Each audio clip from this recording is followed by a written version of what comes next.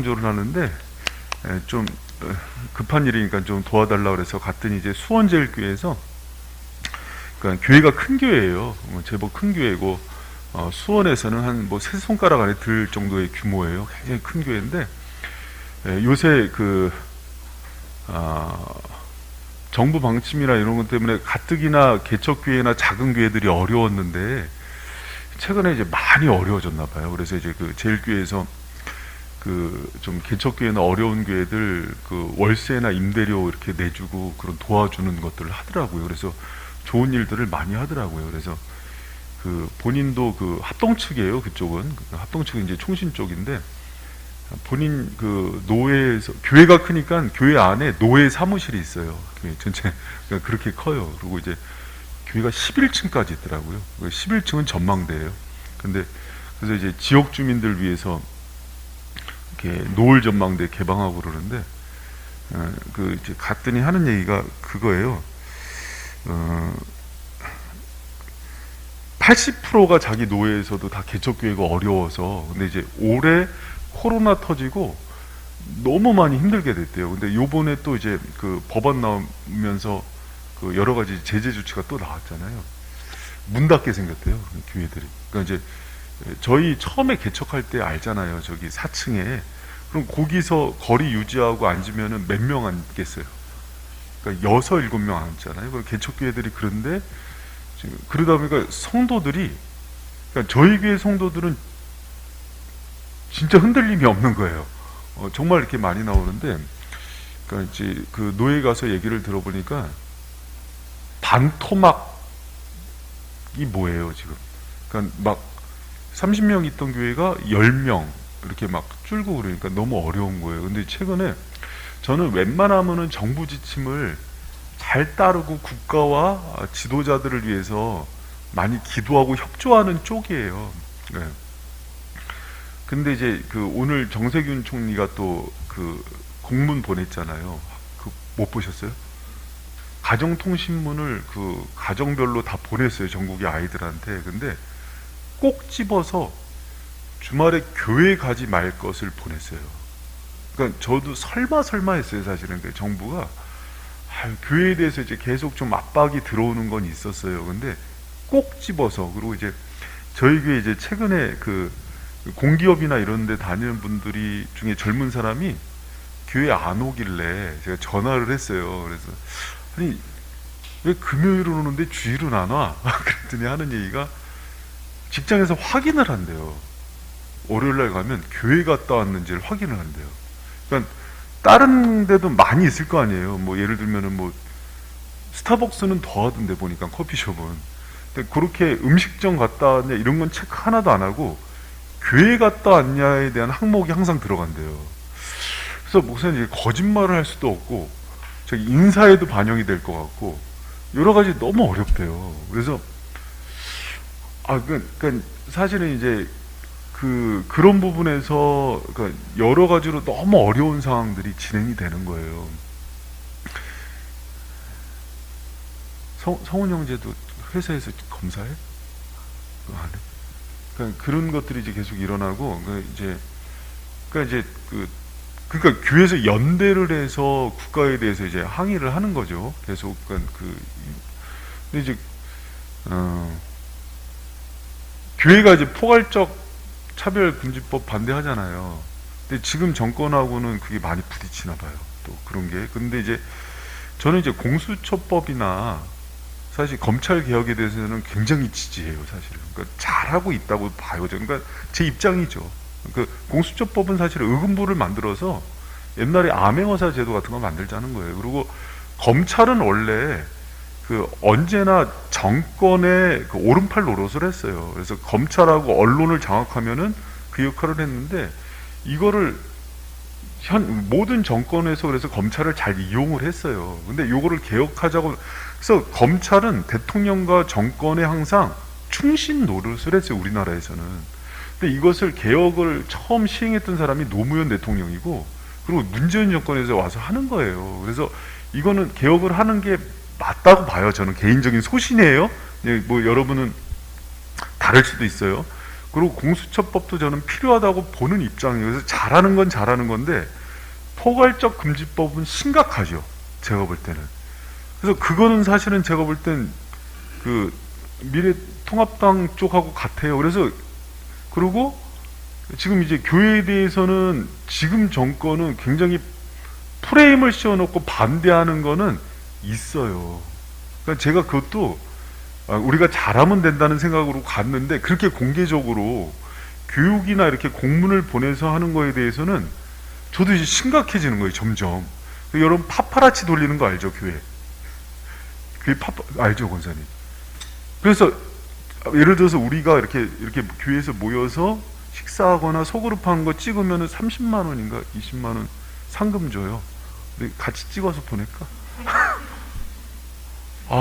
근데 여러분 예를 들어서 지난번에 최세론 목사님 나와서 얘기했지만은 문재인 정권이 사찰은 밀어요. 우리나라 문화적인 그 트렌드라 그러면서. 그래서 사찰에서 애들 그 템플 스테이션하고 이런 것들은 지금 지지하거든요.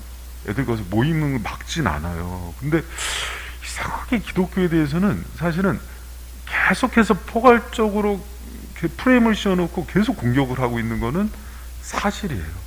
그거는 이제 제가 그 주일 같은 경우는 이제 이렇게 반정부적인 반론을 하기는 싫은데, 근데 그것 때문에 교회들이 계속 무너지고 있어요. 너무 많은 교회들이. 개척 교회들이 30명 미만의 교회들이 50%, 60%예요, 우리나라에. 근데 그러니까 그거를 이제 씨를 말리는 걸 원래 예전에 노무현 대통령 때부터 그 작업은 있었어요. 그래서 오피니언 리더들하고 기독교 죽이자 해서 생각은 하고 있었어요. 근데 이명박 박근혜는 사실은 친기독교예요. 그러니까 이게 참 아이러니한 거예요. 그러니까 여러분, 근데 한 가지 중요한 건 있어요. 뭐냐면 제가 이제 보는 거예요. 기독교인들은 뭐 예를 들어서 정치적으로 난 여당이다 야당이다 하면서 나뉘면 안 되고요. 사실은 하나님 나라의 관점으로 뭐가 틀리고 옳은지에 대한 분별은 있어야 돼요. 그런데 제가 이제 안타까운 거는 저희 교회도 조금 그런 성향들이 나타나요. 그래서 야당 여당으로 해서 나뉘더라고요. 근데 여러분, 나뉘면 안 됩니다. 정치에서 선이 어디 있어요? 여러분, 정치를 선악 개념으로 생각해요? 예를 들어서 우리나라 전쟁했는데 일본 식민지가 됐어요. 그러면 일본 식민지를 는 악이죠. 그런 거는 선악 개념이 있는데 여당 야당의 정책은 입장이 다른 거예요. 그거를 선악 개념으로 해서 성도들끼리 싸우면 돼요, 안 돼요? 여러분, 그러시면 안 됩니다. 그러시면 안 되는데 성경적으로 볼 때, 하나님 나라의 관점으로 볼 때 포괄적 그 차별법은 여러분 선이에요, 악이에요? 이거는 악이에요. 이거. 그러니까 이런 것들은 싸워줘야 돼요. 할렐루야? 그러니까 이제 제가 너무 요새는 조금 요새 감정이 상했어. 내가 정부에 대해서 웬만하면 기도해주고 좀 하자 쪽인데, 저는 공수처법이나 공수처법이나 검찰 개혁은 찬성이에요. 언론 개혁도 찬성. 검언 유착은 원래 옛날부터 있었던 일이고, 그래서 그는 이 기자 맞아? 그래서 그런 것들은 꼭 필요해요. 필요하고 잘하고 있다고 봐요. 잘하는 건 잘하는 거고. 근데 포괄적 차별금지에 앞장섰던 사람이 사실은 박원순, 이재명 이런 분들이거든요. 근데 본인들이 다 문제가 걸려 있어요. 내가 볼 때. 아이러니해요. 하여튼 이분들이 또 잘하는 건 있어요. 그러니까 그거를 봤는데, 정치 얘기는 그래서 제가 웬만하면 안 하려고 예민해진 상황이거든요. 근데 이제 지금 사실 그거는 알고 기도해야 돼요. 지금 기독교 상황이 미운 털이 박혀 있는 건 맞고, 또 정광훈 목사 같은 분들이나 또 일각에 조금은 좀 몰지각하고 상식에 벗어난 분들의 행동 때문에 기독교 전체가 좀 폄하되고 있는 부분도 있고, 그 부분은 사죄해야 되는 부분은 맞고, 그리고 기독교 전체적인 민도가 좀 떨어져서 좀 약간은 우리가 개혁해야 되는 부분들도 있어요. 그럼에도 불구하고 정부에서 이렇게 기독교를 딱 집어서 그렇게 공격하는 건 사실은 이건 종교 탄압에 가까운 문제다. 그리고 이제 그것 때문에 교회들이 지금 무너지고 있는 것도 사실이다. 그러니까 그거는 아시고 여러분이 기도해 주시기를 부탁드립니다. 할렐루야. 그래서 정부를 위해서 기도해야 돼요. 자꾸 기도해야 되고, 열강을 위해서 기도해. 일본 난리잖아요. 지금 우리나라 잡아먹으려고. 일본 그런 부분에서 우리가 남북 통일도 이루어야 되고, 사실은 여러분 그거 그러니까 가장 미국한테 미운 털이 박힌 대통령은 사실은 박정희였어요. 그리고 가장 친미적인 대통령은 김대중이었어요. 근데 우리가 뭐 친미 막 자꾸 나누잖아요. 김대중은 미국에서 살렸어요, 닉슨이. 얼마나 좋아했는데요. 그래서 예전에 누굽니까? 힐러리 남편. 클린턴이 국제 정세를 물어볼 때는요, 김대중한테 전화했어요, 항상. 그래서 넬슨 만델라랑 김대중을 제일 존경하는 대통령으로 뽑았어요.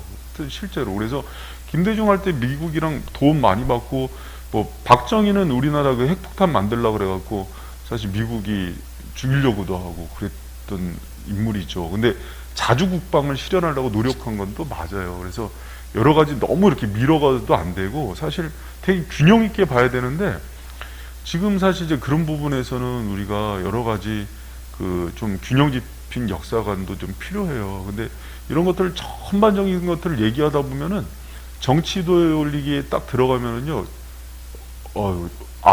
아버지 아들도 싸워요. 원수가 되더라고요. 그래서 제가 웬만하면 정치 얘기 안 하면서 그냥 성경 얘기만 하는데, 지금 사실은 탄압이 이렇게 우회적으로 들어오고 있더라고요. 그래서 우리가 좀 깨어서 더 기도했으면 좋겠고요. 그리고 이제 지금 이제 에스라서 이게 사실 정치적인 탄압이 여기 들어오거든요. 그래서 5장 6장에 보면은 성전 건축을 하려고 그러잖아요. 근데 성전 건축하려고 그러는데, 우리가 지난주에 보면은 총독 수룹바벨의 성전을 건축하는 서편 총독 다뜨네와 스달보스네가 이렇게 반대를 하죠. 근데 16년 동안 성전 건축을 하다가 이제 지대만 놓고 중단이 됐잖아요. 근데 학계 스가랴 같은 선지자들을 일으켜서 말씀으로 회복을 시키죠. 여러분 꼭 기억하실 게 있어요. 부흥 리바이벌은요, 다시 살아나는 거예요. 막혔던 것들이 열리는 건데, 하나님이 부흥의 때에 반드시 일으키는 두 가지가 있어요. 그게 뭐냐면 회개를 일으키세요. 돌이키기, 아주 통회하면서 회개하고, 또 하나가 말씀으로 깨우세요. 항상. 그러니까 부흥의 역사를 기록해 보면은 한 번도 하나님의 말씀이 앞서서 일하지 않은 적이 없어요. 그래서 여러분, 말씀의 부흥이에요. 이제 우리가 내일부터, 다음 주부터, 성우 현재 너무 기도를 오래 하고 있어. 피곤한 직장 끝나. 다음 주부터 에스라 시작되는데요. 수룹바벨이 성전 건축하잖아요. 성전 건축한 데서 끝나면 안 돼요. 성전 건축한 곳을 뭘로 채우고 회복하는 거냐면 말씀 운동을 일으키는 거예요. 그래서 사실은 스룹바벨이 성전을 아름답게 건축한다고 고생을 많이 했지만, 에스라서의 에스라가 주인공인 이유는 에스라가 말씀을 통해서 부흥 운동을 일으켜요. 하나님 교회의 가장 본질적이고 핵심적인 사역이에요. 그러니까 이 말씀 사역. 그래서 여러분, 지금 이제 제가 조금 안타까운 게, 이제 교회에 이렇게 해서 성도들이 오랫동안 신앙생활을 해주시면서 약간 그런 생각을 하시는 분들이 있어요. 뭐냐면, 맨날 교회는 말씀 예배 드리는 거를 해야 되냐, 그런 얘기 하시면 큰일 납니다. 그러니까 빵집에서 빵 팔아야 돼요, 안 팔아야 돼요? 신발 가게는 못 팔아야 돼요. 여러분, 교회에서 하나님을 예배드리고 말씀을 안 듣는다 그러는 거는요, 제정신은 아니에요. 이거는 성도는요, 여러분 잘 들어보세요. 성도는 말씀의 맛을 아는 사람이에요. 말씀을 통해서 자기 영혼이 변화가 되고, 말씀을 통해서 자기가 자라나고, 말씀을 통해서 위기를 극복하고, 정말 절망 가운데 있을 때 학계 스가랴 말라기 같은 선지자가 일어나서 던지는 말씀을 통해서 회복을 경험해보고, 정말 사람이 떡으로가 아니라 말씀으로 사는 게 무엇인지를 체험한 사람들을 성도라 그러는 거예요. 할렐루야? 이거를 문제에 삼으면은요, 어떤 얘기가 되냐면, 제가 좀 심각하게 얘기할게요. 내가 아직 거듭나지 않았음을 증명하는 거예요. 그러니까 내가 아직 하나님의 말씀의 맛을 모른다. 이것은 무슨 뜻이냐면, 내가 아직 성령으로 거듭나지 않았음을 스스로가 보이는 거예요. 근데 이제 그런 분들이 가끔 교회에 와서 그런 얘기를 해요. 말씀을. 그러면 이제 어떻게 내가 출발을 해야 되나? 교회는 성도란 하나님께서 성령의 감동으로 거듭나서 말씀으로 양육을 해주는 사람들의 무리예요. 할렐루야? 그리고 교회는 다른 거 아무것도 안 해도 괜찮지만 하나님을 영화롭게 하고 그분을 높이고 예배하는 공동체예요. 할렐루야? 그것에 대한 기쁨과 행복을 여기는 사람들이고, 인생의 가장 중요한 목적이 그 하나님을 높이고 예배하는 것들, 내 왕, 내 인생의 주인이고 내 생명의 주관자로서 하나님을 인정하는 곳이 교회예요. 할렐루야? 근데 이제 이 코로나 상황에서 이제 무너지고 있는 게 뭐냐? 예배예요. 예배. 그래서 이제 정부에서 그래도 정규 예배는 인정을 했잖아요. 그런데 이제 자꾸 유도를 온라인 예배를 하잖아요. 근데 여러분 이제 오늘 그 말씀을 통해서 한번 다시 점검해 보세요. 예배는 과연 어떻게 드리는 게 맞을까? 예배의 본질은 무엇인가? 여러분 생각해 봤어요? 대부분 7, 80%의 성도들이요, 예배가 뭔지를 모르고 습관적으로 드려요. 그러다 보니까 그냥 말씀 듣고 그냥 되는 거 아니야? 그럼 집에서 인터넷으로 누워서 보면 되는 거 아니야? 실제로 그렇게 바뀌고 있어요, 패러다임이. 그래서 포스트 코로나 하면서 이제 계속 지금 세미나 하는데, 성도들이 대거 이탈을 시작하는 게 이유가 뭐냐면, 신앙과 교회와 예배와 말씀의 본질을 모르고 있어요. 그래서 여러분 마지막 때는요, 여러분 예수님이 오실 때는 마지막 때 의인을 보겠느냐 할 때, 여러분 마지막 남은 사람이 돼야 돼요. 교회를 지키고 말씀을 지키고 신앙의 본질을 지키고 마지막까지 주님의 그 포로 귀환한 그 사람들이 되기를 축복합니다. 근데 이제 그 싸움이 남은 것 같아요, 저는 마지막 때. 여러분 마지막 때는요, 오히려 대형 교회들이 지금 막 출석률이 뚝뚝 떨어진대요. 그럴 줄 알았어요. 왜 그러냐면 그냥 사실은 사람들 피해서 헌신하기 싫어서 그냥 큰 교회에 숨어 들어간 거거든요. 그러니까 이런 상황 되니까 잘 됐다, 그리고 인터넷으로 그냥 다 전환하는 거거든요. 그리고 실제로 또 이제 재밌는 게, 항상 포괄적 차별금지법 하면은 누가 이렇게 붙어주냐면 목회자가 붙어줘요. 맞아, 이렇게. 그리고 교회 안 가도 돼 하면 누가 붙어주냐면, 그래 맞아 하고 무교회주의를 주장하는 목회자들이 붙어줘요. 그럼 이제 성도들 입장에서는 목사님들이 저기 동성애 찬성하는데 목사님만 반대해요. 뭐가 되게 인권과 휴머니티처럼 보여요? 그 약자를 보호하는 거. 그쵸? 그래서 거기 가서 꽃가루 뿌려주고 이렇게 축복해 주는 거. 그렇게 보이지 않아요? 그렇게 보여요, 실제로. 우리만 반대하는 것처럼 보인다니까. 그래서 되게 나쁜 사람처럼 보인다니까요. 그리고 다 어차피 그렇게 하는데 인터넷으로 예배드리고, 인터넷으로 예배드리는 게 무슨 예배예요? 라디오 청취하는 거지. 예배 아닙니다. 그렇게 예배드리는 거 아니에요. 그러니까 그 에스라 느헤미야는 참 좋은 게, 이때 참 필요한 게, 그 무너졌던 성전을 회복한다는 게 또 예배를 회복하는 그 원리와 본질이 다 들어있어요. 그래서 여러분 이 시대 속에서 여러분이 이것을 붙들고 정말 마지막 여러분 이제 영적인 포로들로 막 끌려갈 거거든요. 여러분이 본토로 귀환해서 마지막 주님의 성전과 예배를 회복하는 그 사람이 되기를 축복합니다. 할렐루야. 그런데 이렇게 중요한 사명이기 때문에 사탄이 또 때로는 이 권력이, 정치가 반대를 할까요, 안 할까요?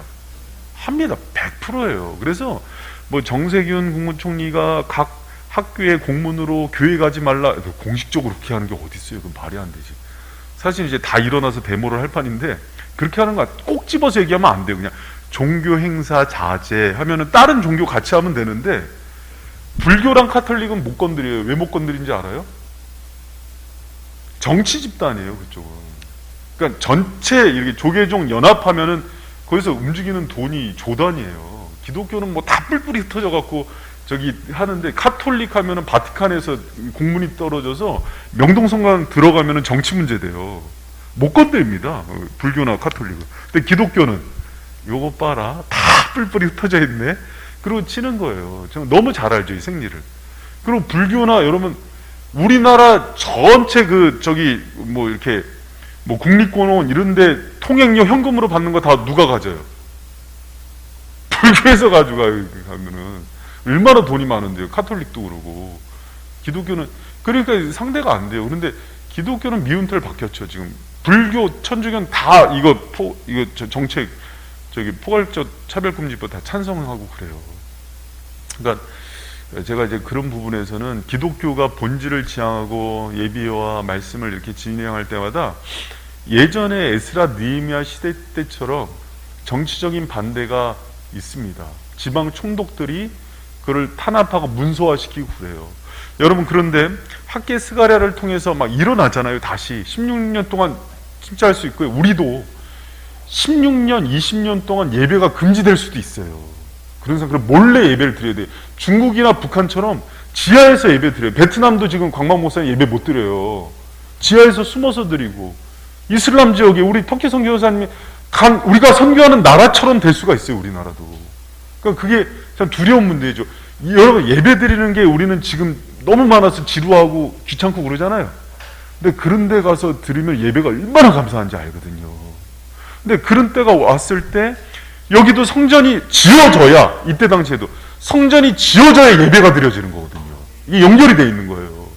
근데 지어지려고 그러니까는 여러 가지 정치적 반대 때문에 16년 동안 중단되고, 그러니까 하나님이 누굴 보내요? 또 학계 스가랴 말라기를 보내서 다시 부흥시키고 회복시키고, 그러니까 또 다뜬의 스달보스의 총독들이 와서 또 반대하고.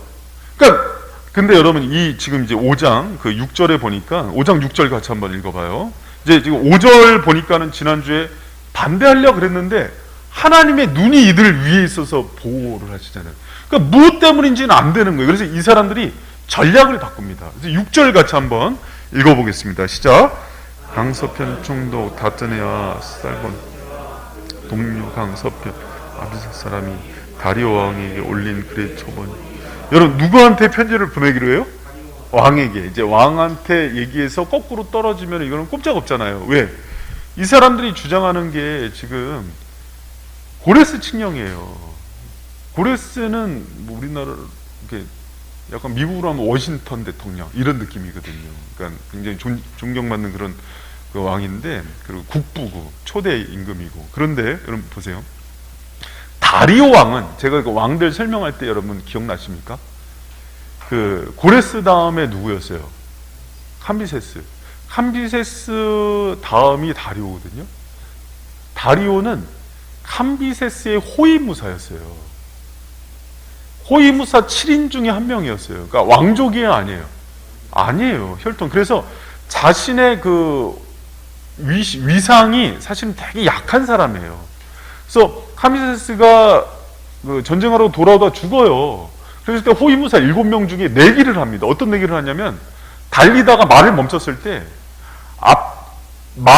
말 다리를 먼저 드는 말을 탄 사람이 왕이 되기로 하죠. 그래서 누구 말이 다리를 든 거예요? 그래서 다리오예요. 아니, 그렇게 외우라고. 말 다리를 다리오.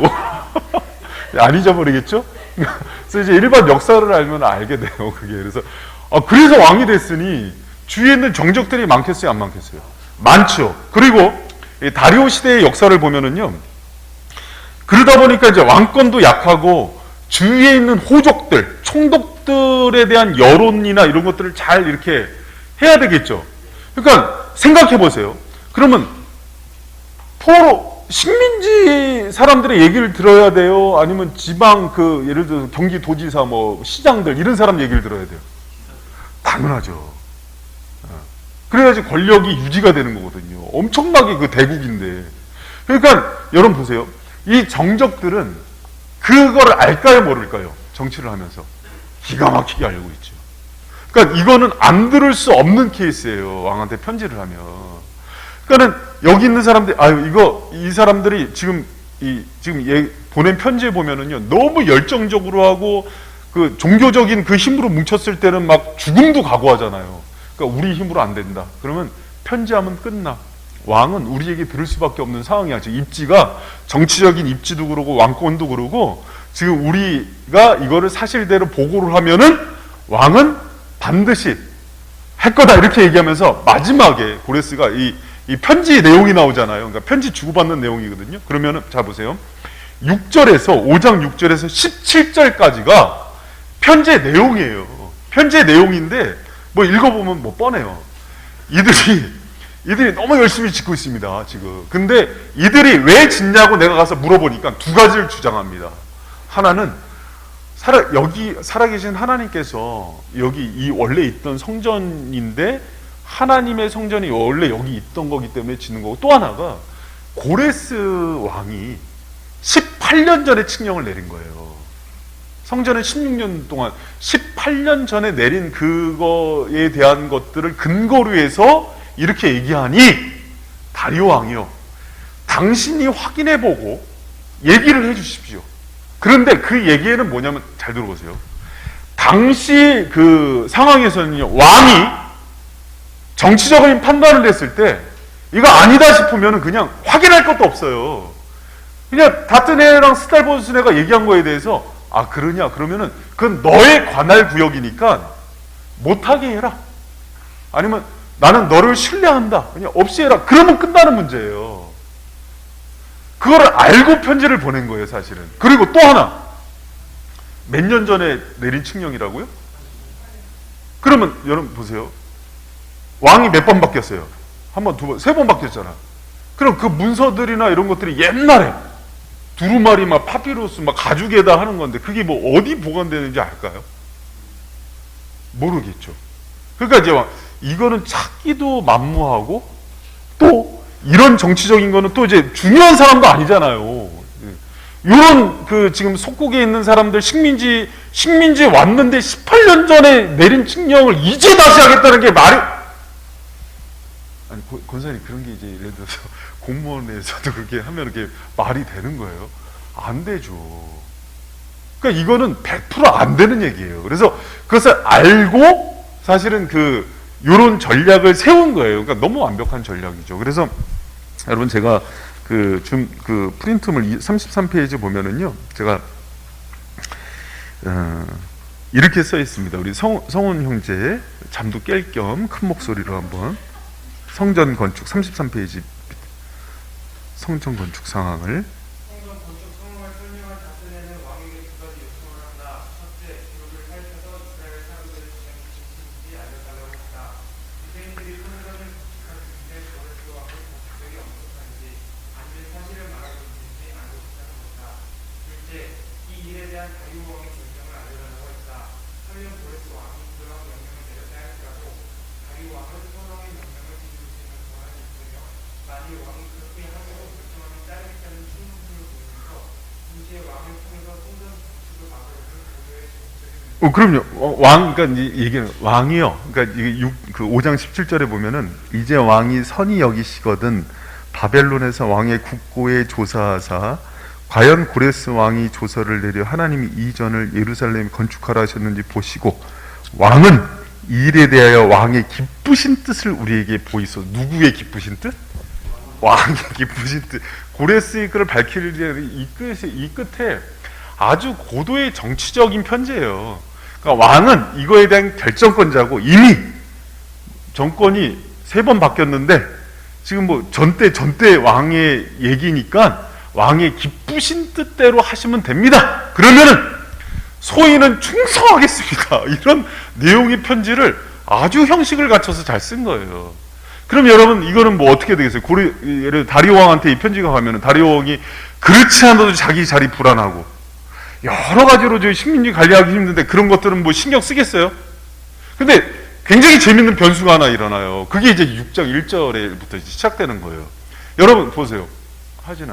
하진이가 다리오라면 이거 어떻게 하겠어? 입장에서 성전 치워버려라. 자기 나라 사람도 아닌데.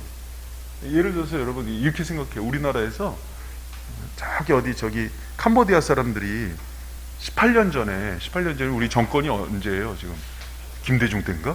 그 정도로 올라가죠. 김대중 때 여기 뭐 캄보디아 언어 하는 그 마을을 캄보디아 거리를 만들어 주기로 했다. 그런데 다 무산됐다가 다시 짓기 시작하는 거예요. 그러면서 막 왜 짓냐 그랬더니 그때 한 거다 그러면서 다시 이거 허락해야 된다. 근데 정권이 몇 번 바뀌었어요. 그러니까 이거는 사실은 그냥 무시하고 갈 수도 있죠. 그렇게 강대국도 아니고 뭐 미국 사람도 아니고. 근데 그것을 이제 올렸는데 의외로 뜻밖의 다리우가 조사해라 그런 거예요. 그러니까 여러분 그래서 6장 1절을 보면 이런 역사적인 배경과 성경의 상황을 보면은 6장 1절에 우리 6장 1절 같이 한번 읽습니다. 시작.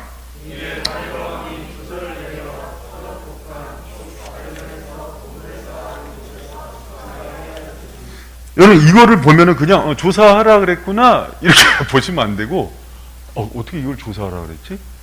이렇게 읽는 게 맞아요. 지금 그 5장에서 6장 넘어올 때 이상하네. 어떻게 이거를 조사하라 그러지? 그러니까 이거는 그렇게까지 다리오 자신의 신변도 지금 보장받지 못하는 상황이고 어렵고 지방 그 총독들하고 관계성도 있는데 조사하면 불편해질 수 있는 문제인데 이렇게 보는 게 역사적 배경을 이해한 해석이에요. 그리고 이제 어디서 찾으라 그래요? 바벨론 보물창고에서 뭐 이제 내탄고 그런데. 근데 이제 재밌는 얘기가 나와요. 뭐냐면 6장 1절과 2절 사이에 보면은요, 여러분 이런 스토리가 있어요. 그리고 신하들 중에서 이제 예를 들어서 야 지금 뭐 저기 유다 지역에 있는 거기 백성들이 18년 전에 갔는데 이만저만 하니까 고레스 그 칙령 조사가 필요한데 바벨론에 가면은 그 보물 창고 있는데 거기 한번 뒤져봐 하고 신하를 보냈어요. 그럼 이 신하들이 말 타고 덜렁덜렁 갔단 말이에요. 근데 갔는데 바벨론 거기 가보니까는 없어. 그럼 어떻게 하겠어요? 그냥 오는 거예요. 근데 2절 한번 보세요. 2절 같이 한번 읽습니다. 시작. 메대도 앙메다 궁에서 한 두루마리를 얻으니 거기 1절과 2절에 엄청난 스토리가 숨어 있어요. 어디로? 메대 도는 어디냐면요 메대 나라예요. 메대. 그러니까 지금으로 따지면 어느 정도 거리냐면은 우리나라에서 그냥 일본 정도 거리인데 봐요. 그냥 한국 저기 가서 서울 가서 서울에 있는 한국은행에서 찾아와라 그랬는데 없으면 그냥 보통 신하들은 중요한 나라도 아니고 그러니까 어떻게 없는 게 맞아요. 돌아와 오는데 왕이요 가서 찾았는데 없습니다 하면 끝나는 문제거든요. 근데 이 신하들이 갔다가 어디까지 내려가요? 그냥 부산까지 내려가는 거예요. 부산 가서 찾는 거예요. 야 이것도 신기해. 이 메대는 고레스가 어디 출신이에요? 메대의 나라 출신이에요. 그래서 자기가 있는 그 아버지 어머니 나라를 왔다 갔다 했던 거거든요. 그러니까 신하가 갔다가 그러면 여기 있지 않을까 하고 추측해서 간 거예요. 있는지 없는지 18년 전에 있는 무슨 어떻게 알아요? 근데 거기 갔는데 뭐가 있는 거예요? 있는 거예요. 예. 그래서 사실 이제 1절, 2절 읽으면은 엄청난 하나님의 이 간섭하심과 역사를 느끼면서 막 감동이 물밀듯 일어나요, 안 일어나요? 잠만 쏟아져요? 이게 사실 이 역사의 비하인드에 엄청난 하나님의 놀라운 그 역사가 담겨 있는 이야기예요. 여러분, 이거를 찾으러 가라고 하신 것도 놀라운 변수예요. 그런데 찾으러 간 신하들이 없는데 제주도까지 내려가서 찾아온 거예요. 중요하지도 않은데. 그냥 없어요. 그럼 없다고 통보하고 그냥 없던 걸로 해라. 그러면 되는데. 그러니까 여러분 이 모든 일들은 이것 때문에 지금 뭐가 다시 재건이 돼요? 성전 건축이 되는 거예요. 그러니까 우리는 아무것도 아닌 것처럼 보이지만 이 편지 한 통 찾으러 가는 것도 누가 역사 간섭을 하는 거예요? 하나님 간섭. 여러분 막 이 1절 2절 사이에 하나님 막 바쁘게 일하시는 게 보여 안 보여요?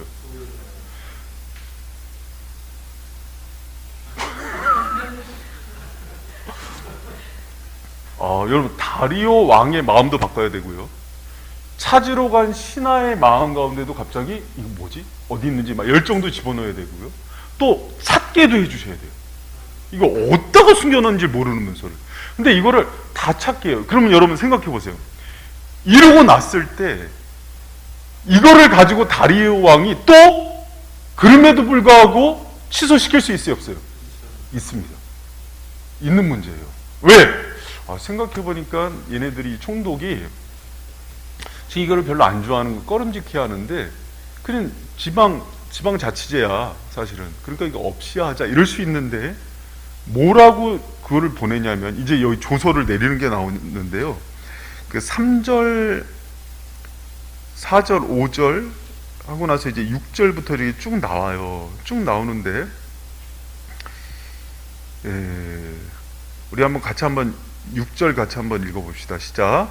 이제 강 서편 총독 다뜨네와 스달보스네와 너희 동료 강서편 아바사 사람들은 그것을 멀리하여 7절 하나님의 전 역사를 막지 말고 유다 총독과 장로들과 하나님의 이 전 본주에서 8절 내가 또 조서를 내려서 하나님의 이전을 건축함에 대하여 너희가 유다 사람의 장로들에게 행할 것을 알게 하노니 왕의 재산 곧 강 서편 세금 중에서 그 경비를 이 사람들에게 저희로 지치지 않게 하라. 9절 또 그 수용물 곧 하늘의 하나님께 드릴 번제에 수송하죠.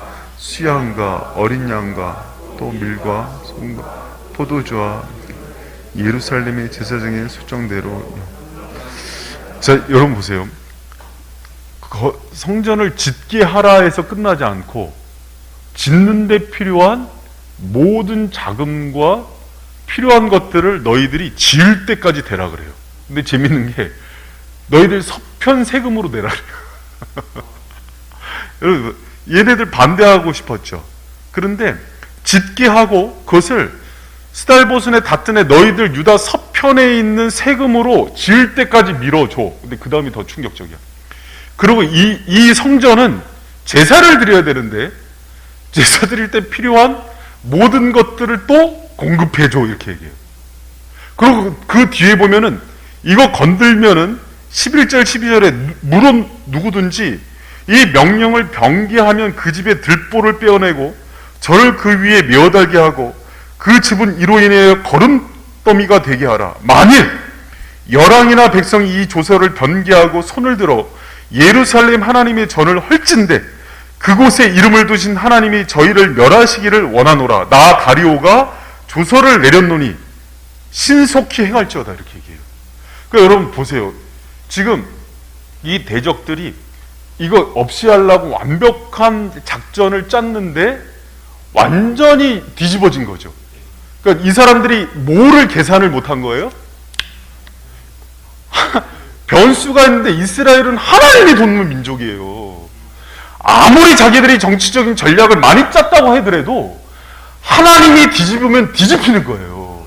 그래서 여러분 신앙인들에게 있어서 최고의 변수는 뭔지 알아요? 권력이나 정치나 환경이 아니에요. 이 모든 것들을 바로 뒤집을 수 있게 하는 거는요 하나님이신 거예요. 그래서 그 변수를 정적들은 모르죠.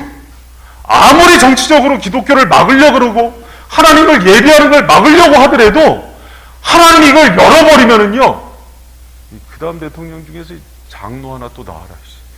가장 믿음이 좋은 사람이 기독교의 정책을 세워버리는 거예요. 할렐루야? 여러분 그러니까 예를 들어서 제가 처음에 얘기한 것처럼 지금 기독교가 뭐 정세균 이런 거 다 녹음이 되는데 정세균 총리가 기독교를 방해하고 예를 들어서 정권이 그 프레임을 걸어서 기독교를 지금 끌어내리고 포괄적 차별금지 아니 그게 말이 돼. 이태원에서 지금 게이들 동성연애자들 걸려갖고 간 거는 차별금지 조항에서 보호해야 인권이다 이렇게 얘기하는데 너무 속상한 거예요. 그들은 막 얘기하지 말라 그래놓고 기독교는 좀만 하면 그냥 모든 언론을 통해갖고 그냥 박살을 내놓고 여러분이 생각해도 그게 말이 돼요 안 돼요? 안 되죠. 스타벅스 가면 앞뒤로 바글바글 하고 청년들이 앉아있는데 내가 봐도 이렇게 안전한 교회가 어딨어?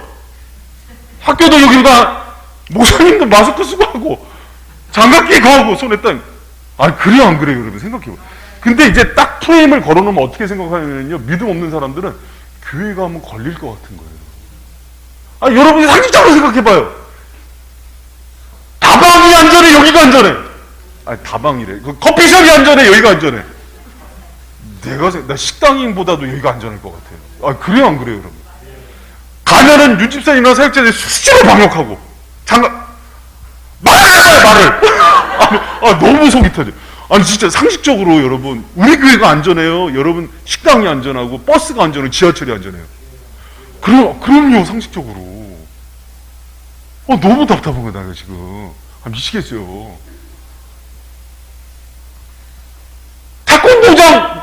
태권도장도 안 막어. 태권도장이 안전해, 여기가 안전해? 대현이 보니까 유도 배우러 다니네, 유도.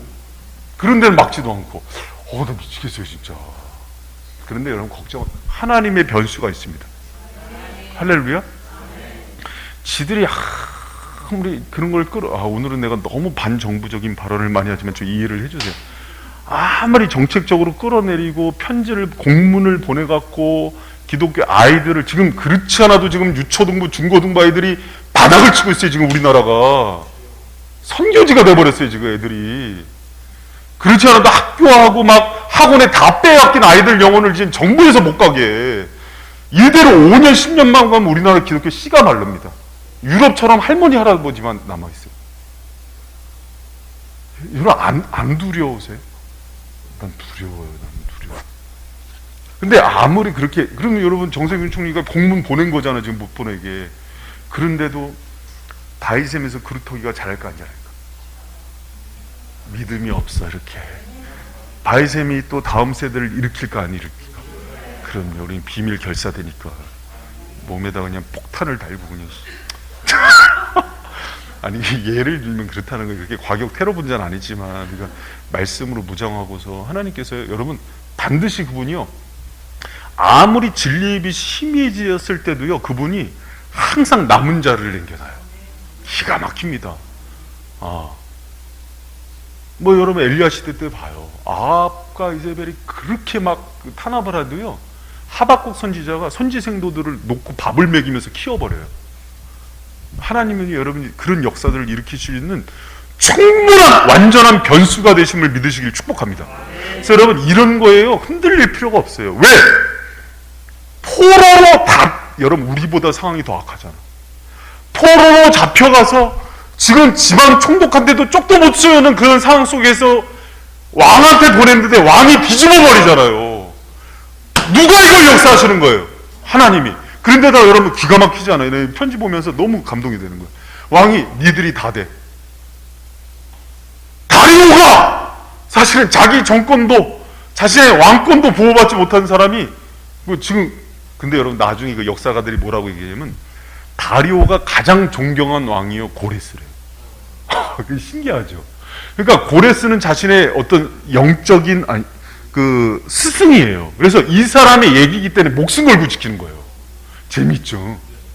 그러니까 자기한테 너무 중요한 사연인 거예요. 그러니까 다른 사람들이 아니 이렇게 무모하게 이 정도까지 정치적인 무리수를 도하는데 얘가 그러잖아요. 이거 바꾸면 죽어 이렇게까지 얘기할 건 아니거든요. 이들이 뭐라고 식민지인데 그렇게 얘기하는 거는요 여러분, 그러면 다리오로 하여금 고레스를 그렇게까지 사랑하고 영적인 아버지까지 만든 건 누굴까? 그럼요. 그리고 자기가 힘들면 그거 버릴 수도 있는 거잖아요. 그러니까. 그리고 이 사람이 신앙생활 하는 사람도 아니잖아요. 근데 끝까지, 그리고 예배 드리는데 그 예배 드리는 재물까지 다 대라. 여러분, 원수의 목전에서 상을 베푸시는 우리 주님 믿으시기 바랍니다. 너무 감동되지 않아요? 나만 감동돼? 성경을 그렇게 띄엄띄엄 읽지 마. 얼마나 이게 진짜 초조하지 않았어요? 이거 이대로 성전 못 짓는 거 아닌가? 이대로 예배 못 드리는 거 아닌가? 근데 하나님이요 그 뒤에서 이렇게 역사하시는 걸 보면은 엄청나요. 그런데다가 여러분 한번 읽어보세요. 그 5절 같이 한번 읽어봅니다. 5절, 그 6장 5절. 다 같이 읽겠습니다. 시작. 또 느부갓네살이 예루살렘 전에서 취하여 바벨론으로 옮겼다. 하나님의 전 금 은 기념을 돌려보내. 예루살렘 전에 가져다가. 여러분, 성경은요 쓸데없는 거 얘기 안 하거든요. 근데 이거를 왜 여기서 언급하는지 알아요? 여러분, 성전 안에 있던 거, 옛날에 바벨론에서 느부갓네살을 통해서 약탈에다가 지금 여기다 갖다 놓은 거를 또 얘기하면서 왜 이렇게 얘기하는지 알아요? 여러분, 그 예레미야서에 보면은요, 예레미야가 나중에 하나님께서 70년 포로 끝나고 돌아갈 때 요 얘기를 해요. 똑같이 성전에 있던 전, 금, 은, 기명을 돌려보내는 것들을 포로 귀환으로 얘기를 해요. 그러니까 요 얘기를 똑같이 하는 건 뭐냐면은요, 지금 다리오가 자기 입으로 하나님의 언약을 성취하는 것들을 시인하고 있는 거예요. 그러니까 자기는 막 이렇게 해갖고 막 지금 정치적으로 이렇게 막 풀어주는데, 결국은 하는 얘기가 예레미야가 했던 예언을 자기 입술로 얘기하는 거예요. 여러분, 그거를 오랫동안 70년 동안 보존해 놓은 것도 신기하고, 이것을 그대로 돌려보냈는데 다리오가 그 얘기를 인용하는 것도 웃기죠.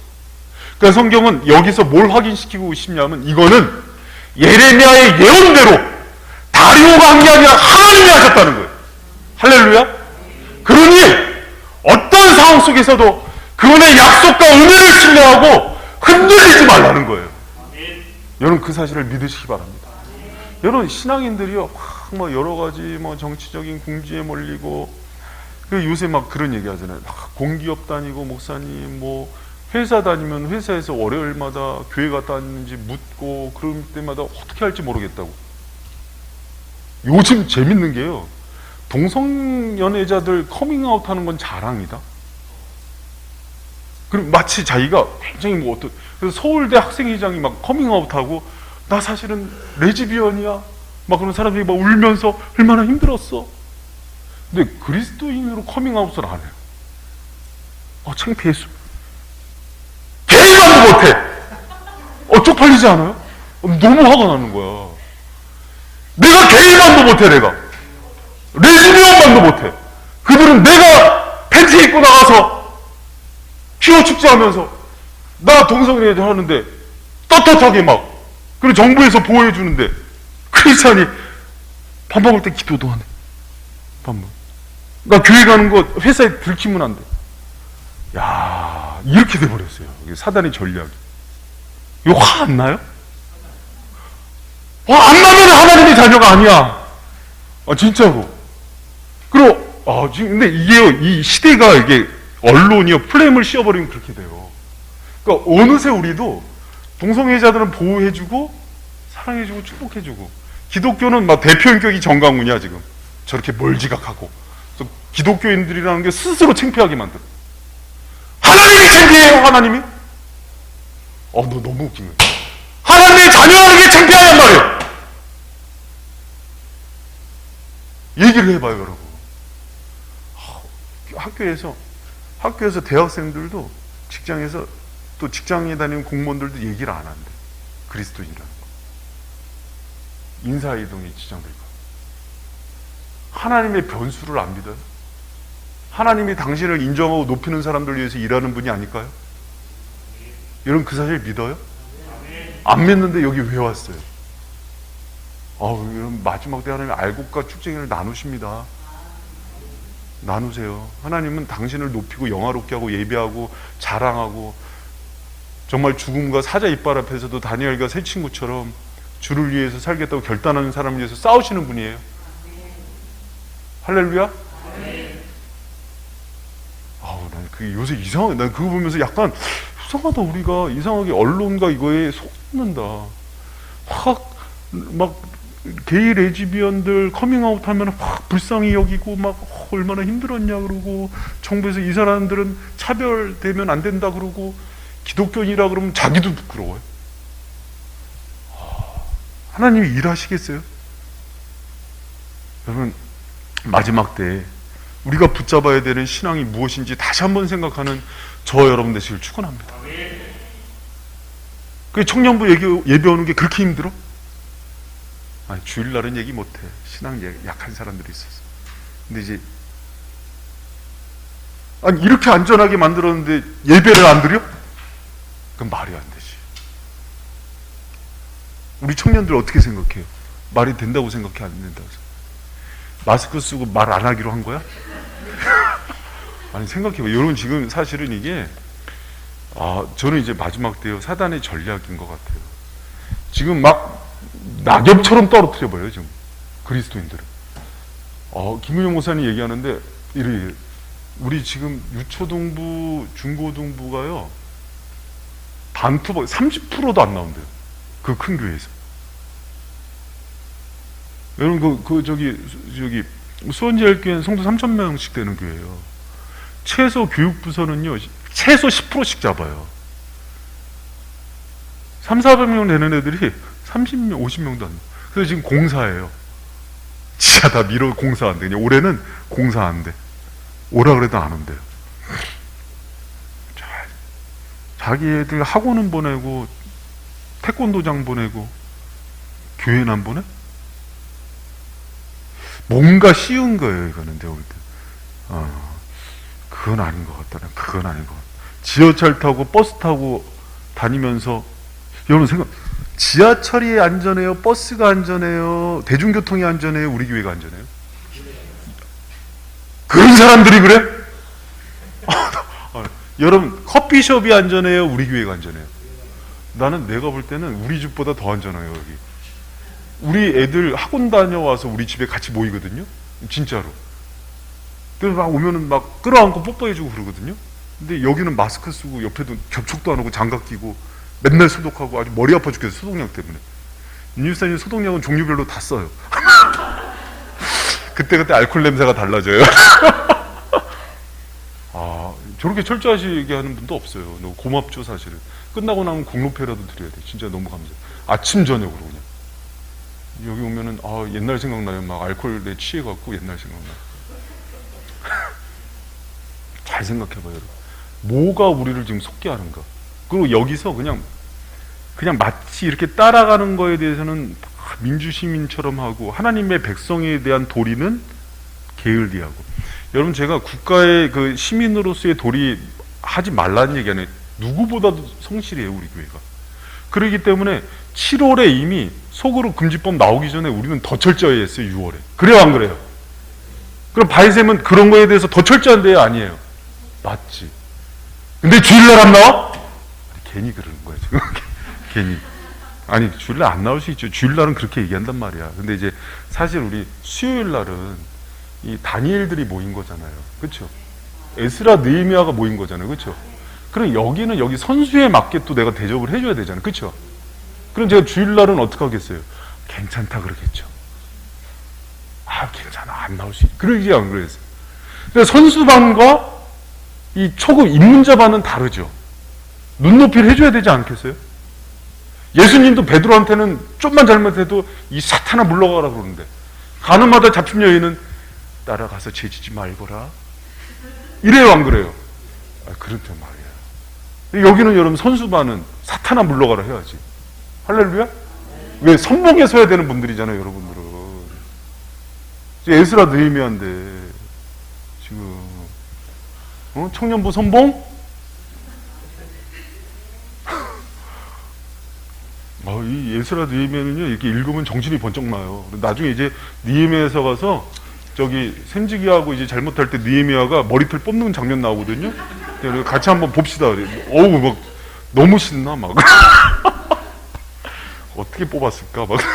두령들 다 뽑혀요 막. 그 심정이 막 느껴지더라고요. 그 느헤미야의 심정. 왜? 이대로 하면 죽으니까.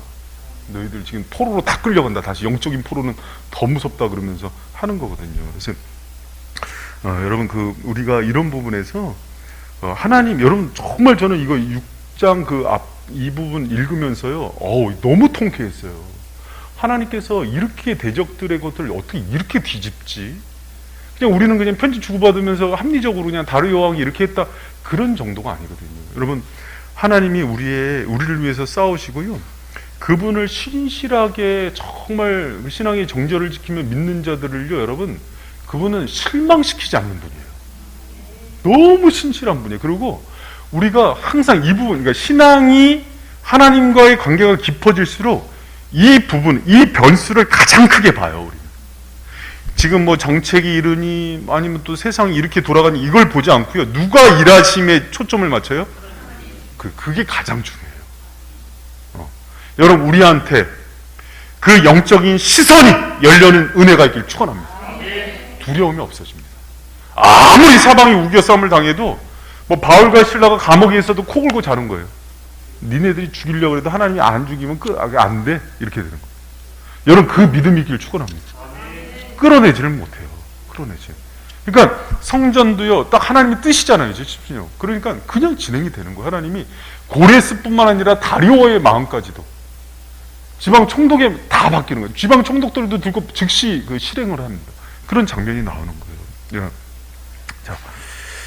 자, 여러분, 우리 35페이지 한번 봐요. 35페이지. 우리 미옥 집사님 35페이지 밑에 그 두 번째, 그런데 정말 기가 막힌 거기.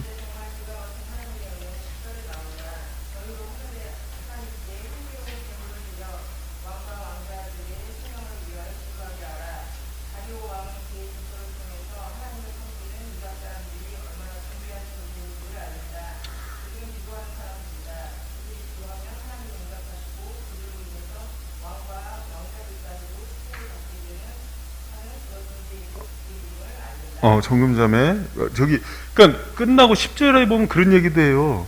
이들이 우리를 위해서 기도할 거라고. 아브라함이 여러분 예전에 그 사라의 일로 잘못됐을 때 아비멜렉하고 바로도 그러죠. 우리를 위해서 기도해달라고. 이방 왕들이. 그래야지 우리가. 여러분, 열방이 복의 근원이 되게 하는 거예요. 그래서 우리가 사실은 이 믿지 않는 이방 왕들이나 정책이나 이런 사람들을 위해서도요, 기도해야 돼요. 그래서 하나님, 이들도 자신도 모르게 고레스하고 다리오처럼 쓰임받는 사람들 되게 해달라고 기도하시길 부탁드립니다. 그래서 미워하고 막 그러지 않고, 하나님, 이들이 하나님의 손이 되게 해달라고 이렇게 기도하시기 바랍니다. 자, 우리 정금자매 읽어주세요. 계속. 얼마나?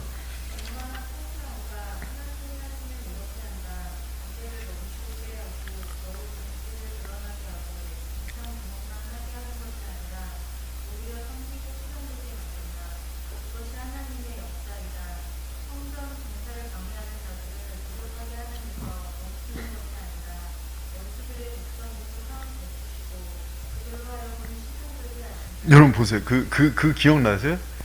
에스더서에서도 동일한 얘기 나오죠. 에스더서에서도 하만이 이스라엘 백성들 그 남겨져 있던 200만에서 250만 명조의 페르시아에 남겨져 있는 사람 멸절하려고 그러잖아요. 그래서 다 정책했을 때 밤에 갑자기 뭘 봐요? 그 책을 봐요. 그 비슷해요. 이게 책을, 역대 지략을 보는데 모르드게가 자기를 도와준 일이 기록되잖아요. 그때 밤에 잠 안 오게 하고 책을 보게 해서 갑자기 바뀌어버리잖아요. 그래서 그게 뒤집히잖아요. 하만, 그래서 이스라엘은 살고 이스라엘을 죽이려고 그랬던 거기에 하만이 달리잖아요. 그것도 오해가 생겨서. 어떤 오해? 에스더 이렇게 했는데 하만이 에스더한테 막 이렇게 부탁하는 거를 자기 아내한테 이렇게 치근덕거리는 걸로 보고 죽이고, 아하수에로가 폭군이거든요. 저거 죽여라. 그래서 죽인 거거든요. 기가 막힌 거죠, 사실은. 그러니까 여기 똑같은 일이 있더라고요. 우리는 아무것도 아니고 그냥 편지 몇 편 이렇게 읽고 하는 거지만 그 속에서 간섭하고 편지도 읽게 하고 역사책도 읽게 하고 모든 것. 하나님은 그 자녀를 위해서 때로는 나라도 일으키고 고레스를 왕이 되기도 하고 말 다리 들어서 다리오 왕 되기도 하고 그 왕을 통해서 마음이 감동돼서 이스라엘을 지지하기도 하고 신하들을 갔는데 그 편지를 찾기도 하고 모든 게 하나님이 하신 일이지. 할렐루야. 성경을 보면서 하나님이 하신 일을 하나도 못 보는 사람이 있고 모든 걸음걸음 하나님의 역사를 보는 사람이 있고 내 인생을 볼 때도 하나도 하나님이 하신 걸 못 보는 사람이 있고 매 순간 살아 숨지는 것조차 그분의 은혜임을 보는 사람이 있고. 할렐루야. 여러분 어떤 사람이에요? 여러분 어떤 사람입니까? 네. 여러분 우리가 모든 순간 그 감사 하나님의 일하심을 잊어버리면은요, 우리는 영적인 장님이에요. 바이셈에 보낸 것만 해도 놀라운 기적이겠다. 아멘 안 한 사람 3명 봤어 지금. 아니 진짜 그렇게 돼. 모든 만남의 주권이 하나님. 이곳에 와서 주님을 만나게 하고, 아니 말씀도 들리게 하고, 말씀으로 가슴이 뛰게 하고 그걸 통해서 역사하기도 하고 할렐루야. 이렇게 좋은 믿음의 교우들 만나서 서로 교제하게 하고. 근데 김규정 목사님 만나서 오늘 목사님네 교회 장로가 몇 명이래? 20명이래. 그러면서 목사님은 그 사역하면서 일주일 동안 제일 많이 시간이 쓰는 게 뭐예요? 그랬더니 자기의 목회에 그러니까 30%는 원로 목사님 섬기는 거래요. 원로 목사님 찍히면 끝난대요. 끌어내요. 이규영 목사님이 원래 알지. 이규영 목사님 그 영희 목사님 안다고. 이게 어른이에요. 근데 그분 잘 보필해야 돼요. 안 그러면 상황이거든. 그리고 50%의 힘은 장로님들 케어하는 데 쓴대요. 20분의 장로님. 그러니까 자기가 이제 거꾸로 온 거잖아요. 성비용을 받아서. 그래서 80%를 그래서 성도들은 만날 시간이 없대요. 그러니까 일주일 내 가장 핵심 사역이 그거고, 나머지는 사역자들이 많잖아요. 한 3, 40명 되니까. 사역자들 하고 나면 성도들은 만나질 못한대요. 기본적으로. 2,000명 성도를 내가 어떻게 만나게, 사역자들이 알아서 하는 거지. 그러니까 본인은 당위원들 관리하고 사역자 관리만 한대요. 우리 교회는 막 아무 때나 만나. 그래서 모사님 계세요? 청년들도 와서 물 먹고 가고, 이렇게 뭐 냉장고에 뭐 있나 들여다보고. 좋지 않아요, 여러분? 담임 목사 이런 관계? 싫구나. 청년들은 아예 보질 못해. 담임 목사님. 청년들이 누구 있는지도 몰라. 김근희 목사님. 워낙 많으니까. 그러니까 권사님들이 한 500명이래. 권사 중에서도 리더들만 상대를 해줘.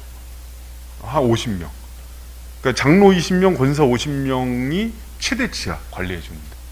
그리고 나머지는 사역자들 알아서. 그러니까 아니 감사하라고. 작은 교회 다닌다고 불만만 가지 말고. 세종한 교회 다니면서 담임목사님이랑 얘기해봤어? 못해요. 옛날에 선우승원이 와서 했던 얘기예요. 3일교회 다녔는데 자기는 7년 다녔는데 담임 목사님하고 한 번도 얘기를 못 해봤대. 그러면서 그때 이제 제자훈련을 해주니까 담임 목사님 직접 쓴 책으로 이렇게 저자 직강을 한다고 바쁜데도 오더라고. 자꾸 저자 직강을 해도 안 하지. 저자 직강.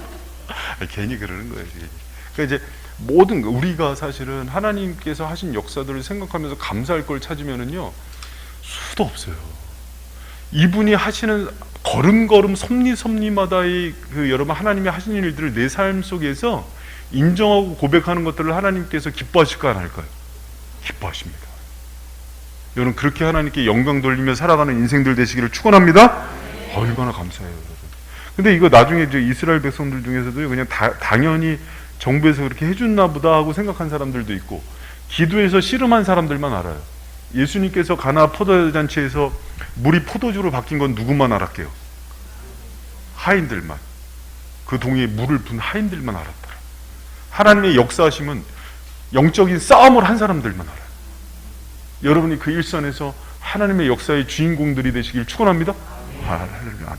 여러분 그러고 나니까는 이제 언제 이게 완공이 돼요? 14절, 우리 13절 14절이 이제 성전이 완공이 되는 거예요. 우리 14절 말씀 같이 한번 읽어봅니다. 시작. 스가랴의 권면함으로 전 건축할 일이 형통한지라.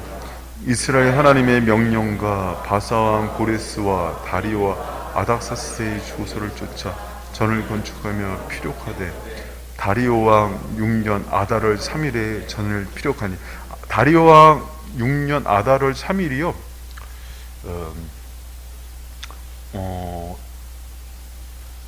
BC 516년.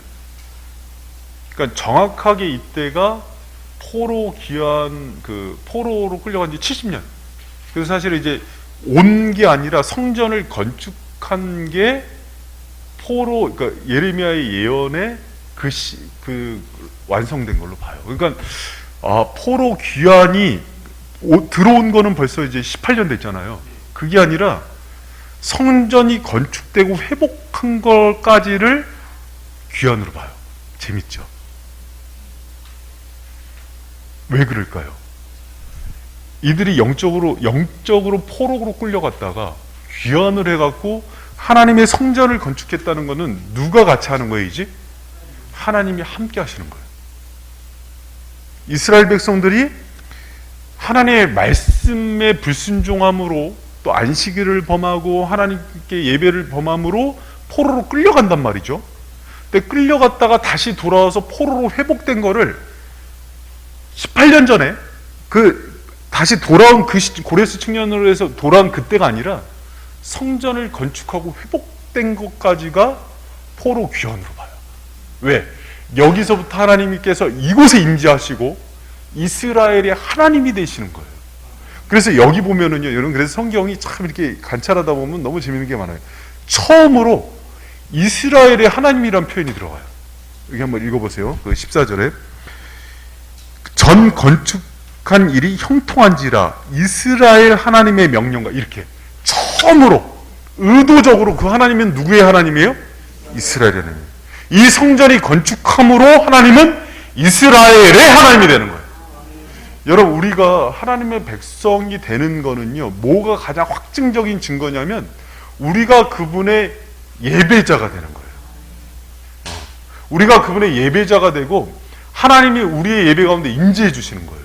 그리고 우리가 그분의 성전이 되는 거예요. 성전 안에 그분의 성령이 임재하시는 거예요. 그래서 건물이 아니라 이제는 스룹바벨 성전이 아니라 우리예요. 우리가 인격 성전이 돼서 우리 가운데 임하세요. 근데 교회는 나 하나를 뜻하진 않아요. 이제 여기서 또 착각하는 분들이 있어요. 목사님, 교회는 우리 인격 성전이니까 내가 가서 어디라든지 예배를 드리죠. 어디 성전에 그런 게 어디 있어요? 그리스도를 머리로 해서 모인 지체들의 모임을 교회라고 그러죠. 그리고 교회는 디모데 전후서 디도서에도 나오는 게, 교회에 하나님께서 제도를 만들어 주세요. 목회자와 장로와 집사를 둬서 같이 어떻게 다스려야 되는지를 알려주시죠. 그러면, 잘 들어봐요. 여기서 되게 중요해요. 그러면 성전을, 예배 교회를 내가 생각하는 대로 이게 교회야 하면서 하는 거는 합법이에요, 불법이에요? 불법이 돼요. 여러분 잘 봐요. 이때 당시에 이스라엘 백성들이 왜 70년 바벨론 포로를 갔어요? 하나님 말씀대로 하나님을 섬기지 않고요, 자기 소견에 옳은 대로 했어요. 그래서 안식일이나 유월절 절기도 다 안 지켰어요. 그러니까 하나님이, 그래? 그러면 가라, 이렇게 하고 돌아오고 나서 이들이 가장 먼저 했던 게 뭐냐면요, 모세 율법에 따라서 성전도 건축하고 절기도 지키기 시작해요. 예배도 드리기 시작하고. 그래서 그 다음에 강조되는 게 뭐냐면 18절이에요. 자, 18절 말씀 같이 한번 읽습니다. 시작. 제사장을 그 분반대로, 레위 사람을 그 반차대로 세워 예루살렘에서 하나님을 섬기게 해야 돼. 모세의 굉장히 강조된 거예요. 성전을 재건하고 나서 그 다음에 이제 유월절과 그 무교절 절기를 지키거든요, 속죄절. 근데 그것을 자기들이 하고 싶은 대로 해요, 아니면은 성경에 기록된 대로 해요? 그럼 제가 묻습니다. 그럼 오늘날의 예배도, 오늘날의 교회도 내가 생각하는 교회야 하고 교회를 만들면 돼요, 안 돼요? 안 돼요. 근데 그런 사람이 많을까요, 적을까요? 최근에 제가 이제 오늘 코로나19 터지고 나서요, 이상한 형태의 교회들이 많이 생기고 있어요. 사이버 세상에서 만든 교회. 그리고 자기들 나름 자기가 교회. 그래서 오늘도 이제 김윤정 목사님 만났는데 그 얘기하더라고요. 아니, 한 목사님, 안수 집사님인데 교회를 안 나오는데, 자기 이제 교회 중직이니까. 그래서 왜 그러냐고 물었더니, 아니, 목사님, 내가 성전이잖아요. 그래서 내가 그냥 집에서 혼자 드리는 거예요. 그러더래요. 위기의 상황에서, 예를 들어서 전쟁이나 그냥 핍박의 상황에서 숨어서 굴에서 그런 거 하나님 용인하시죠. 저희도 그렇게 했죠. 그러나 평화의 때, 할 수 있을 때 하나님께서, 여러분, 이 가정도 가정이 시스템이 있어요, 없어요? 여러분 잘 얘기해 보세요. 오늘 정리하자. 가정인데 가정에 하나님께서 아버지와 엄마와 자녀라는 구조를 가정으로 해요, 안 해요? 그래서 가정에는 엄마하고 엄마가 있어야 돼요, 아니면 엄마 아빠가 있어야 돼요? 여자 둘이 엄마 아빠 하면 돼요, 안 돼요? 자, 여러분 잘 대답하세요. 이거 포괄적 차별금지법에 잡혀가요, 이제 앞으로. 그럼 교회도 잡아요. 그냥 오늘은 누가 삘 받는 사람이 설교 전하고 삘 받는 사람들이 말씀 전하고 기도하고 그러면 돼요, 안 돼요? 이 무교회주의라고 있었던 이단이에요, 이게 옛날에. 회중교회라고. 그리고 교회는 하나님께 소명받은 목회자를 세워서 오랫동안 말씀 훈련을 받고 공동체에서 그것을 위탁해서 선지 학교죠. 신학 훈련을 받아서 지도자가 되고 그 부분에서 이제 교회에서 하나님께 헌신된 중직자들을 연차에 따라서 장로 권사로 해서 교회 대표로 뽑고 이렇게 되는 거예요, 아니에요? 그런 예배를 할 때도 야, 오늘은 그냥 예배 말씀 이거 다 빼고 가서 어디 가서 애들이랑 교제하고 이렇게 하자. 그래, 그럼 이 예배 절차도 지금 찬양하는 거나 기도하는 거나 말씀하는 거나 축도하는 게 다 성경을 근거로 해서 한 걸까요, 아닐까요? 그럼 인터넷 틀고 이렇게 보는 거가 맞을까요, 안 맞을까요? 그리고 난 이제 이거 안 하고 삶의 예배로 드리면 돼. 그게 맞을까요, 안 맞을까요? 그러면 중직자면은 교회를 귀히 여기고 여기서 헌신하는 게 맞을까요, 안 맞을까요? 다 중요한 얘기예요, 지금. 근데 저마다 자기 소견에 오른 대로 지금 신앙생활을 할까요, 안 할까요? 너무 많이 해요, 그렇게. 그럼 그런 것들에 대해서 봐요. 이스라엘 백성이 왜 70년 포로로 끌려갔다고요? 모세 하나님께서 여러분 봐요. 하나님이 당신을 어떻게 섬기라는 것들에 대해서 이미 오경이 얘기했어요, 안 했어요? 그러면 우리가 내가 하고 싶은 대로 섬기는 게 맞아요? 하나님께서 이렇게 하는 게 섬김이 돼 하니까 그분의 알려주신 유월절이며 뭐 번제며 속죄제며 속건제며 그분의 방식대로 하는 게 맞아요. 그럼요. 이스라엘이 예루살렘에서 드려야 되는데 위에다가 왜 단에다가 예배를 드렸어요? 정치적인 목적으로, 자기 편리 때문에. 그래요, 안 그래요? 안식일 다 깨트렸어요. 시간 쫓기니까. 이제 나중에 이제 아까우니까 재물도 안 드려요.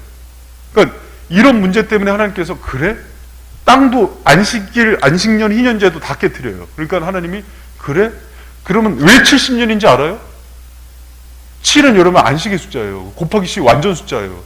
이 땅에서 빼앗긴 그 안식일을 내가 찾겠다는 거예요. 그래서 70년 만에 그래서 돌아오게 했어요. 그래서 이스라엘 백성이 돌아와서 제일 먼저 했던 게 뭐냐면 왜 여러분 에스라를 통해서 다시 율법을 가르친지 알아요? 그게 가장 중요했어요, 이스라엘은. 돌아와서. 우리가 우리 멋대로 하니까 이렇게 영적인 포로가 됐구나. 그럼 여러분 보세요. 제가 아니더라도 어딘가에 가서 신앙생활을 바르게 하고 교회 공동체에 대해서 생각하고 예배에 대해서 생각할 때 무엇을 기준으로 생각해야 돼요? 그럼요. 근데 어디서 누가 그런 얘기를 하던데요? 어디서 그런 얘기를 왜 들어요, 자꾸? 어디서 뭐 인터넷에서 이렇게 모여서 하던데요? 그냥 우리 선생님이 이렇게 하라 그랬는데요? 이때 당시에도 그랬어요. 우리 선생님이 그렇게 하라 그랬는데요? 그리고 각자가 편한 대로. 그러다가 여러 영적인 포로가 되는 겁니다. 그래서 이들이 그걸 깨닫고 와서 처음에 예배를 회복할 때 가장 중요했던 게 하는 게 끝마다 모세의 율례대로 말씀에 근거해서 항상. 그러니까 딱 들어와서 여러분 제일 먼저 성전 건축하고 하나님께 봉헌식 한 다음에 가장 먼저 했던 게 뭐예요? 유월절과 무교절을 지킨단 말이에요. 왜? 이스라엘의 절기는 이때도 이제 그 아비벌이기 때문에 그 유월절을 지켜야 되는 절기지만은 항상 여러분 유월절은 뭐냐면요, 내가 하나님 앞에서의 어떤 자녀인지에 대한 정체성이고 모든 절기와 해의 시작이에요. 거기서부터 내가 구속받은 백성이구나를 확인하죠. 예배의 핵심 중에 하나란 말이에요. 그러니까 하나님이 나를 대속의 보혈로 나를 구속한 그분의 백성이구나, 이걸 확인하는 거예요. 그러니까 그리고 그 유월절 언양의 보혈로 10가지 재앙으로 치면서 나를 보호했던 걸 하면서 하나님은 나의 하나님 되시고 나를 영원히 돌보시는 그 하나님이구나, 그러면서 인정하는 거예요. 그 예배 가운데 여러분 그걸 보면은 얼마나 감사하겠어요. 그러면 그 끝에 바로 들어오는 절기가 무교절이에요. 무교절은 누룩을 제하게 돼요. 누룩은 뭐예요? 모든 죄악이잖아. 그리고 사치스러운 거.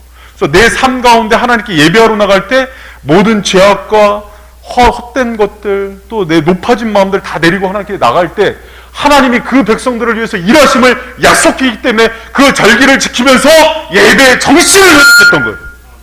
할렐루야? 그럼 우리가 여러분 성전 건축했으니까 그 속에서 어떻게 예배를 드리고 어떤 절기로 해야 되고 또 그 절기의 정신은 어떤 건지 말씀의 원리에 따라서 이렇게 하나하나 배워나가야 되지 않겠어요? 그러세요. 그렇게 하고 그래야 여러분 우리 교회 가운데 하나님이 임재하세요. 그리고 그분이 우리를 도우시고 그분이 우리의 변수가 될 수 있는 거예요. 여러분 이제 보세요. 저하고 한번 내기 한번 합시다. 마지막 때가 될수록 하나님의 본질과 말씀을 회복한 교회만 살아남아요.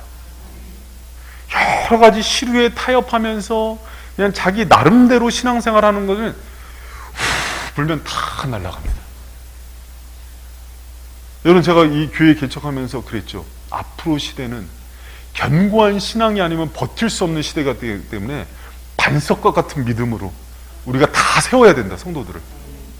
그럼 거기서 시대가 강팍해지고 코로나 같은 바이러스가 와도 마르지 않는 샘물이 될 거다. 이게 원래 바이섬의 정신이에요. 그럼 마지막 때 여러분 아무것도 안 하고 우리 교회에서 마스크 쓰고 다 입을 뒤집어 쓰고 예배만 드려도 성령 충만해요. 할렐루야. 갈수록 뜨거워져야죠. 뭐 행사 안 하고 뭐 이게 모임 못 하더라도. 여러분 그런 곳이 이곳이 하나님의 성전이 되어서 이곳에서 유월절이 드려지고 무교절이 드려지고 말씀이 선포될 때마다 죽은 마른 뼈 같은 영혼들이 일어나서 날뛰는 그런 은혜만 있길 축원합니다. 그럼요 여러분. 그러니까 막 성도들이 그냥 막 총을 쏴도 와서 예배를 드리고 앉아있지. 그냥 틈만 나면 안 올. 정세균 총리가 오지 말라 그랬는데요. 정세균 총리한테 가서 구원 달라 그래라. 대통령도 시장도 자기 목숨을 자기가 구하지 못해서 목숨을 끊는데. 사람이요 자기가 의로워지면은 잘한 부분도 있어요. 공과 실은 그 사람의 공과 관은 따져야 되는데 사실 사실 장례는 끝나고 그거를 진위를 파악을 했어야죠. 사실은 사람이 그런 게 아닌데 그러고 나서 이제 따져도 되는데 그건 좀 너무한 것 같아요. 제 생각이에요. 여러분이 그래도 장례 전에 그런 거 너무했다 싶은 마음이 있고 그래도 이제 끝나고 나서는 사실은 또 그 저기 비서가 당한 그런 어려움이나 또 고민에 대해서 또 도움을 줄 필요도 있고 그런 거예요. 그런데 어쨌든 사람은 완벽한 사람 없고 무기력하고 시장과 대통령이 됐어도 결국은 자기가 자신의 그 연약함과 죄성을 이기질 못해요. 절대자가 아니니까. 하나님께 도움을 구하고 살아야 되는 건데. 그러니까 그래서 여러분 여기 보면은 근데 이제 재밌어요. 그 예배 끝에 어떤 메시지가 계속 반복되냐면요. 성전이 회복되고 그 안에서 온전한 그 유월절과 무교절의 정신 가운데 하나님께 예배가 드려지니까요. 그 마지막 이게 참 저는 은혜가 되더라고요. 22절 같이 한번 읽어보세요. 이제 다 끝났어. 이제 졸지 마. 자, 22절. 선수반이잖아. 우리 선수반. 눈 부릅뜨고. 자. 쌍꺼풀 왜 했어? 부릅뜨려고 하는 거지. 자, 같이 큰 소리. 22절. 같이 큰 소리로 읽습니다. 시작. 이는 여호와께서 저희로 아수리 왕의 마음을 이스라엘에 여러분 그 16절에도 이 이스라엘 백성들이 봉헌식을 하고 예배를 할 때 의도적으로 반복되는 단어 중에 하나가요. 즐겁게 한다는 마음이 있어요. 또 22절에 즐거움으로 7일 동안 무교절을 지키고 이는 여호와께서 또 저에게 뭐를 줘요? 즐거움을 주시고 아수르 왕의 마음 이런 거 아수르 지역에 있는 왕을 뜻하는 거예요. 사실은 고레스를 왕의 마음을 저에게 돌이켜 이 왕의 마음을 누가 돌이키게 했다는 거예요? 하나님. 뒤에 나오잖아요. 성경이 다 밝히잖아요. 그러니까 여러분 봐요. 우리가 예배 가운데서 삶의 어려움 때문에 아픔 때문에 통회하고 슬퍼하고 무너진 마음으로 나올 수 있어요? 없어요? 있어요. 그것 때문에 하나님 앞에서 토로하고 울고 하나님 도와주세요 울 수 있어요. 그러나 온전한 예배가 들어갔을 때 마지막에 하나님께서 주시는 것은 기쁨입니다. 여러분 그 사실 아세요? 예배가요 정말 성령의 임재와 은혜가 우리를 붙잡잖아요. 어떤 고난과 어려움과 대적자들이 있어도요 하나님이 하실 일을 기대하게 돼요. 갑자기 마음이 변해버려요. 그래서 느헤미야 8장 10절에 뭐라 그러냐면은 하나님을 기뻐하는 게 너의 힘이라 그래요. 근데 그 하나님을 가장 기뻐하는 곳이 어디냐면 예배예요. 여러분, 예배를 통해서 우리의 모든 것 되시고 왕이 되시고 주인 되시는 하나님을 기뻐하는 자가 결국은 승리자가 됩니다.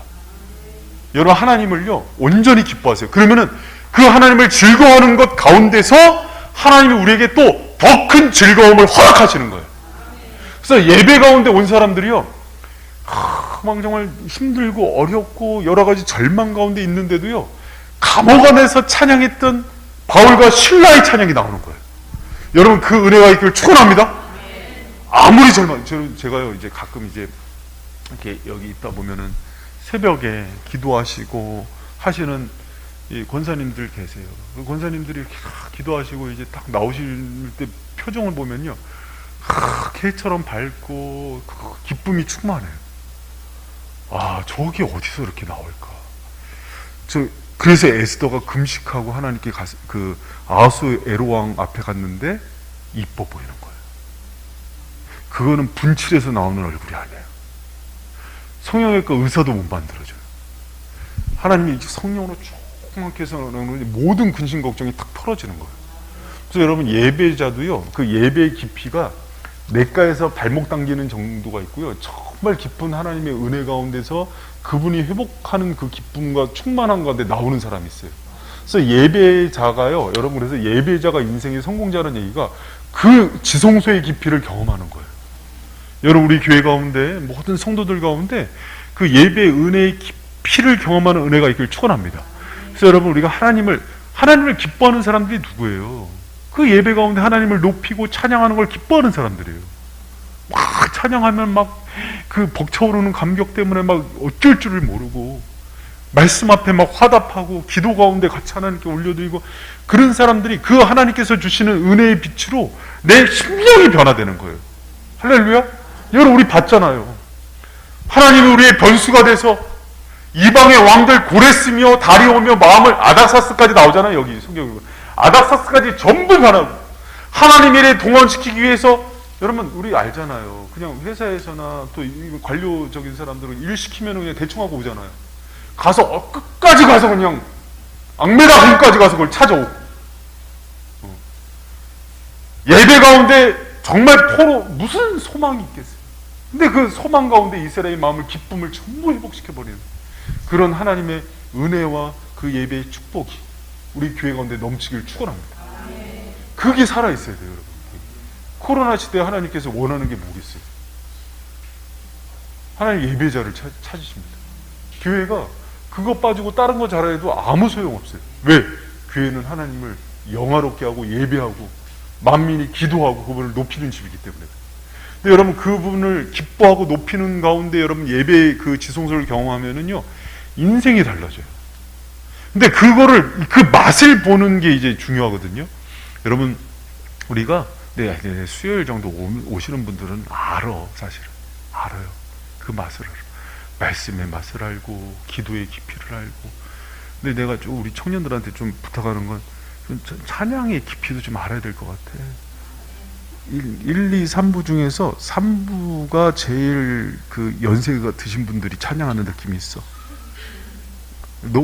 하나님을 찬양하는데 왜 저렇게가 나올까? 그러니까 이제 박수 치고 막 그런 게 아니라 그분을 기뻐하는 마음이 안 보여. 그게 어디서 많이 나타나냐면요, 큰 교회에서 극장식 의자에 앉아서 요새 관람해요. 마커스 관람 잘한다 팝콘 먹으면서 그런 느낌이 나와. 근데 어른들이 청년 같고 청년이 어른 같아. 어르신들. 그러면 왜 어른 찬양만 나오면 막 가슴이 막 뛰고, 이 찬양마다 사연이 있고 나를 일으켰던 거. 찬양은 그 순간 하나님과 맺어지는 그런 아주 영적 깊이가 나오거든요. 근데 찬양의 맛을 모르는데 어떻게 예배의 기쁨을 누릴까? 말씀의 맛을 모르는데 어떻게 예배의 깊이를 느낄까? 기도를 모르는데 어떻게 예배의 지성소에 들어갈까?